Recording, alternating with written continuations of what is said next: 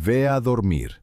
Esa era la sentencia. Pero Idi Amin no usaba jueces, usaba una sonrisa, miraba al objetivo a los ojos, transmitía calma. Luego rompía el contacto visual y emitía el comando en dialecto nubio. El nubio no era solo un idioma regional, funcionaba como un sistema de cifrado para los leales dentro del ejército. La palabra clave, Kolasi. Su significado técnico, matar inmediatamente. El prisionero veía un gesto amable. El soldado recibía una orden de fuego, sin burocracia, sin rastro de papel, solo la acústica de una voz. Este algoritmo de exterminio se activó a escala nacional el 25 de enero de 1971. Ignorando la actividad en las frecuencias de radio militar, el presidente Milton Obote abordó su vuelo hacia Singapur. A 30.000 pies sobre el Océano Índico, la presidencia de Milton Obote caducó. Mientras su avión cruzaba el espacio aéreo internacional, en Kampala la operación de captura ya era total. La sincronización fue absoluta. Unidades blindadas sellaron el aeropuerto. Pelotones de asalto tomaron el centro de transmisión. Por la radio no salió ninguna proclama inmediata, solo estática. Y luego, el sonido distorsionado de una marcha militar en bucle interminable. Al amanecer del 25 de enero de 1971, la música se detuvo. Idi Amin apareció en la televisión estatal. Uniforme impecable, sonrisa tranquila. Se presentó bajo una etiqueta técnica cuidadosamente elegida, humilde servidor. Las calles estallaron en celebración. La multitud vitoreaba una promesa de elecciones libres y democracia inmediata. La realidad operativa fue distinta. El balance del primer año cerró con 10.000 muertos. Esos 10.000 cuerpos no fueron daños colaterales. La purga comenzó sistemáticamente en los cuarteles de Jinja y Moroto. Noche cerrada, luces encendidas de golpe en los barracones. Los soldados de las tribus Acholi y Langui fueron sacados de sus literas y separados del resto en el patio de armas. Sin interrogatorios, solo una selección rápida por apellido y etnia. La orden era economizar munición. Los leales a Amin recibieron masas pesadas en lugar de cargadores. El silencio de la sabana se rompió con un sonido rítmico, golpes secos, madera partiendo cráneos. Las cifras son absolutas. En 12 meses, Idi Amin liquidó a 2/3 de su propio ejército. 6.000 profesionales de un total de 9.000 desaparecieron de las nóminas y del mundo. No fue un brote de ira, fue una demolición controlada. Amin destruyó la cadena de mando leal al régimen anterior para reemplazarla por una guardia personal. Mientras los camiones sacaban los cadáveres, Occidente miraba hacia otro lado. Ante los primeros reportes de las masacres, la diplomacia británica archivó los expedientes bajo el rótulo de limpieza de rutina. Mientras la diplomacia internacional archivaba informes, Amin ganaba tiempo, y con ese tiempo construyó una fachada perfecta. ¿Cómo se esconde una cámara de torturas con capacidad industrial en pleno centro de la capital? La respuesta es burocrática. La llamas Oficina de Investigación y la pintas de rosa. Colina Nakasero, una zona exclusiva, a la sombra del Palacio Presidencial. Un edificio de 3 plantas, fachada color pastel, un letrero estándar, State Research Bureau, SRB. 300 empleados fichaban cada mañana, equipos electrónicos de vanguardia. Desde la calle, parecía otra oficina gris de la administración pública. Por dentro, era una maquinaria de ingeniería diseñada para borrar personas. La logística del secuestro seguía un protocolo estricto, sin órdenes judiciales, sin uniformes, solo agentes de paisano y una flota de Land Rovers. El horario era fijo, entre las 20:30 y las 22 horas, una franja de 90 minutos. Si tu nombre aparecía en la lista, la puerta se abría. Tu familia observaba en silencio mientras el motor arrancaba. No todos llegaban a la oficina. Un testigo en las afueras de Masaka cronometró las rutas hacia el bosque. Noche tras noche. Hombres atados, disparos secos, olor a gasolina y carne quemada. Al amanecer, la hierba revelaba el resultado. Huesos limpios, blanqueados por el sol, esparcidos en un área del tamaño de un campo de fútbol. Pero el bosque era ruidoso. La verdadera incógnita estaba en el centro, donde nadie escuchó jamás un solo grito tras los muros del edificio rosa. Los planos del State Research Bureau no terminaban a nivel de calle. Arriba, el Mango Palace, arquitectura colonial, jardines cuidados, guardias de uniforme planchado. Abajo, cámaras de hormigón sin ventanas conectadas por túneles de servicio. ¿Cómo se esconde una prisión para 500 personas en el centro de la capital? La respuesta está en la logística de la ruta. Los detenidos subían a los camiones con los ojos vendados, motores en marcha, 3 o 4 horas de trayecto, curvas, frenazos, acelerones dentro del mismo perímetro. Cuando les quitaban la venda, su brújula interna estaba destruida. La mayoría creía estar en la selva profunda, a cientos de kilómetros de la civilización. En realidad, seguían en el corazón de Kampala, justo debajo de las botas de la Guardia Presidencial. La estructura era perfecta. Había sido levantada por contratistas israelíes. En el contrato original figuraban como almacenes de armamento, una práctica estándar de los años 70 para camuflar búnkeres militares en zonas urbanas. Pero Idi Amin cambió el inventario. 500 personas hacinadas en un solo bloque. El diseño funcionaba como una isla de la muerte. Las plataformas estaban rodeadas por canales de agua. Si intentabas escapar, el agua estaba electrificada. Cables vivos colgaban a centímetros de la superficie. El oxígeno se acababa despacio. La oscuridad era total cuando se cerraban las compuertas.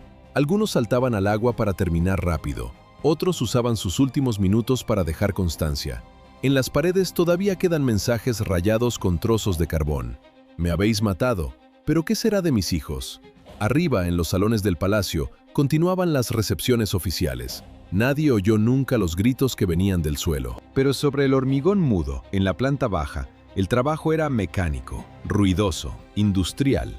Al cruzar la puerta el olor golpeaba primero, una mezcla densa de óxido, cobre de la sangre vieja y gas acetileno de los sopletes. No parecía un centro administrativo, parecía un taller. Los soldados tanzanos encontraron sillas, pero no eran mobiliario de oficina.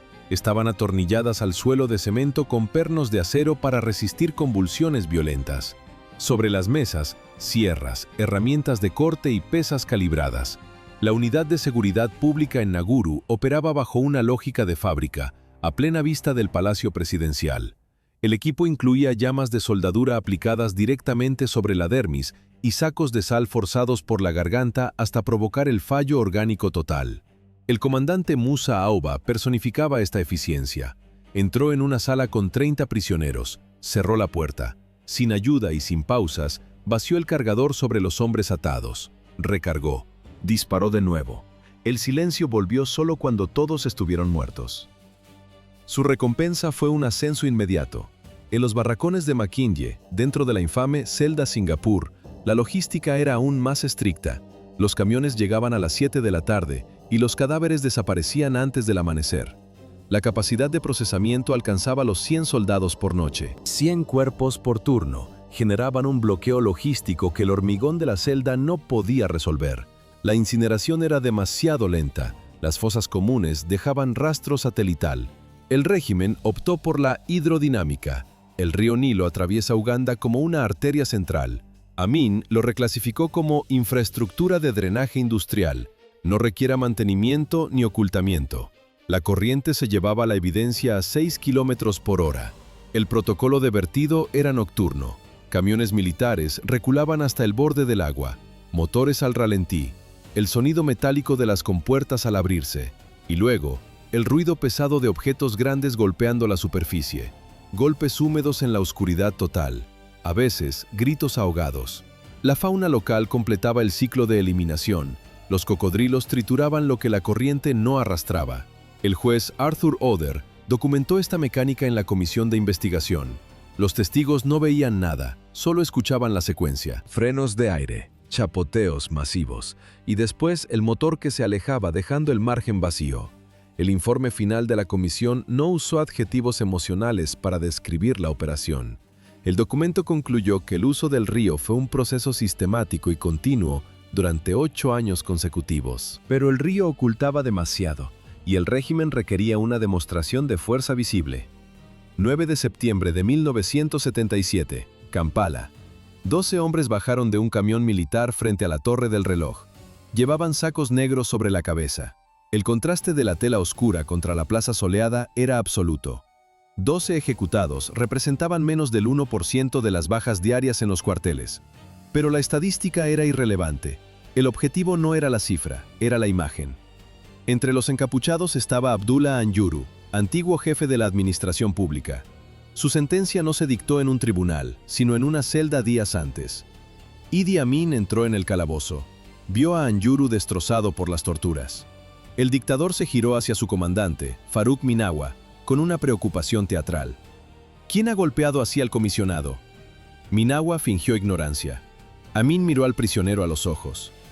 «Me gustas mucho, amigo. Gestionaré tu liberación inmediata». Se dio la vuelta, caminó hacia la puerta y justo antes de salir, soltó la orden real a Minawa. «Llévalos a Kolasi». La burocracia se cumplió esa tarde. Los ataron a los árboles de la plaza. El pelotón disparó múltiples veces al pecho y a la cabeza. No hubo entierros. Los cuerpos fueron envueltos y entregados a oficiales de prisiones para su eliminación. Esa misma noche, los transmisores de la Radio Nacional se encendieron para llevar la voz del dictador a los salones de la élite. Pero la propaganda no mueve tanques. La ingeniería de la muerte exigía un combustible que Amin no podía producir por sí mismo. ¿Por qué el mundo esperó 8 años? La respuesta está en los documentos del Foreign Office. Para entender la mecánica, hay que volver a 1971. Israel operaba como el primer socio logístico. Fusiles, instrucción, inteligencia.